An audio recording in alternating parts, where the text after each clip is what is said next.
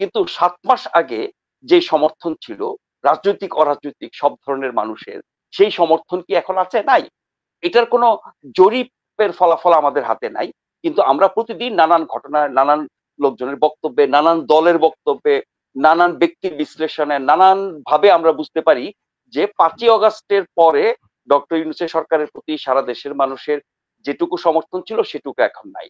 না থাকার অনেকগুলো কারণের একটি হচ্ছে তখন অভ্যুত্থানের পক্ষে যারা ছিল তারা সবাই এক ঐক্যবদ্ধ ছিল, একসাথে ছিল। তারা সবাই মিলে একটি সরকার চেয়েছে, সেই সরকারটি হয়েছে। মূলত ছাত্ররা চেয়েছে, বাকিরা সমর্থন দিয়েছে ওইভাবে। এরপরে তো প্রত্যেকটা দল যার যার রাজনীতি করবে।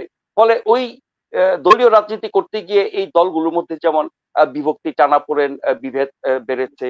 অনেক ক্ষেত্রে সেটি শুধু বিভেদ বললে কম বলা হবে, অনেকটা শত্রুতা পর্যায়ে যাওয়া, বিভিন্ন ঘটনায় বা কথাবার্তা যদি আমরা দেখি, সেদিক থেকে দলগুলো আলাদা আলাদা অবস্থানে গেছে। আবার মোটা দাগে আপনি দলগুলোকে যদি ভাগ করেন এই মুহূর্তে এই সরকারের ব্যাপারে দলগুলোর মধ্যে আপনি দুটা ভাগ করতে পারেন। বিএনপি সহ কিছু দল এই সরকারের প্রতি সমর্থন রাখছে, প্রকাশ্যে তারা বলছে তারা চায় এই সরকার সফল হোক, কিন্তু তারা অনেক বেশি ক্রিটিক্যাল সরকারের ব্যাপারে, সরকারের সিদ্ধান্তের ব্যাপারে, সরকারের কাজকর্মের ব্যাপারে। আরেকটি অংশ আছে তারা মাঝে মধ্যে হয়তো একটু ক্রিটিসাইজ করে, সমালোচনা করে, কিন্তু মোটা দাগে অন্ধভাবে তাদেরকে সমর্থন দেয়। সেটি হচ্ছে রাজনৈতিক দলগুলোর মধ্যে আরেকটি অংশ। এভাবে জিনিসটা বিভক্ত হয়েছে। এটা গেল রাজনৈতিক দলগুলোর অবস্থানের কথা।